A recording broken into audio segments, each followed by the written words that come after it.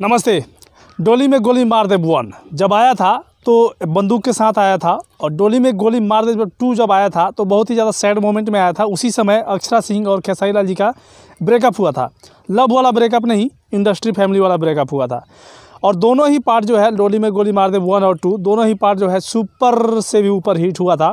और उसी हिट को देखते हुए डोली में गोली मार दे 3 बनकर तैयार हो चुका है।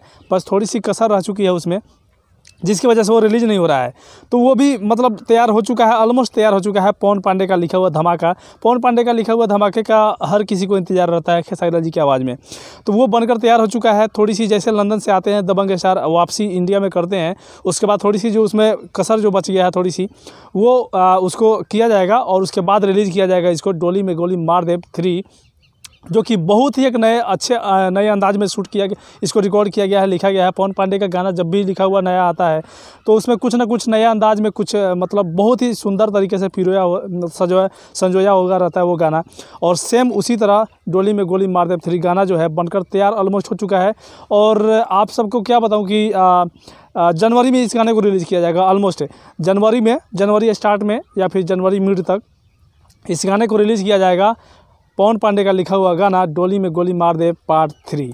दोनों पार्ट बहुत ज़्यादा हिट थे, इसलिए पार्ट 3 लाया जा रहा है। अब मैं आप सबसे जानना चाहता हूँ कि किस किस को इंतजार है इसका, कमेंट करके बताइएगा। पार्ट 1 और पार्ट 2 किस किस ने सुना है, किस किस को अच्छा लगा, ये भी कमेंट करके बताइएगा। इस इन्फॉर्मेशन को दबा के शेयर कीजिए ताकि हर किसी तक पहुँच जाए। और बस लाइक कमेंट कीजिएगा, चैनल पर तो सब्सक्राइब करके बेल आइकन प्रेस कर दीजिए। मिलते हैं अगले वीडियो में। जय हिंद, जय भोजपुरी।